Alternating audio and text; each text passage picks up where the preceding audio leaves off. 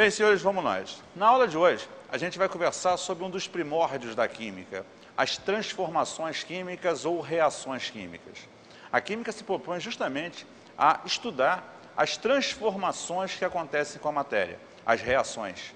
Entre elas, as do dia a dia, a nossa adolescência, o nosso crescimento, o desabrochar das plantas, a fotossíntese, a respiração. Em todos os processos, sejam orgânicos ou não, nós temos, com certeza, transformações químicas ou reações químicas.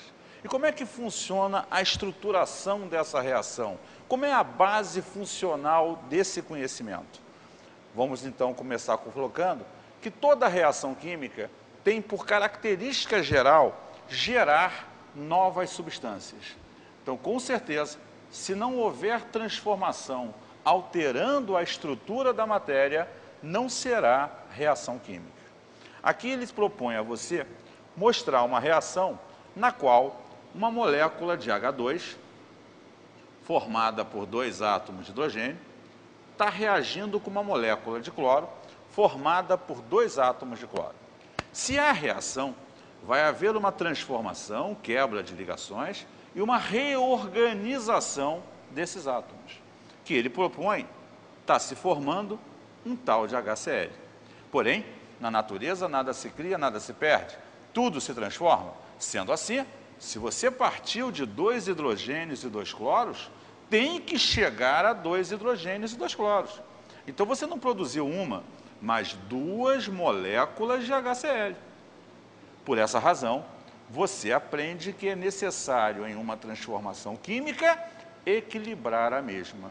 Por essa razão, colocamos coeficientes à frente das substâncias para determinar que o número de átomos do primeiro membro seja sempre igual ao número de átomos do segundo membro. Tanto é que dois hidrogênios geram dois hidrogênios, dois cloros geram dois cloros. Da mesma maneira que se uma molécula de SO2, aqui representada, reage com uma molécula de O2, e ele diz aqui formar um SO3, tem alguma coisa errada nessa história?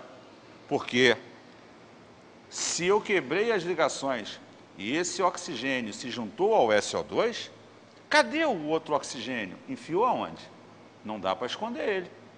Portanto, o que deve ter acontecido é que uma segunda molécula de SO2, já que na natureza eu disponho de N moléculas, reagiu com esse oxigênio, formando-se uma segunda molécula de SO3.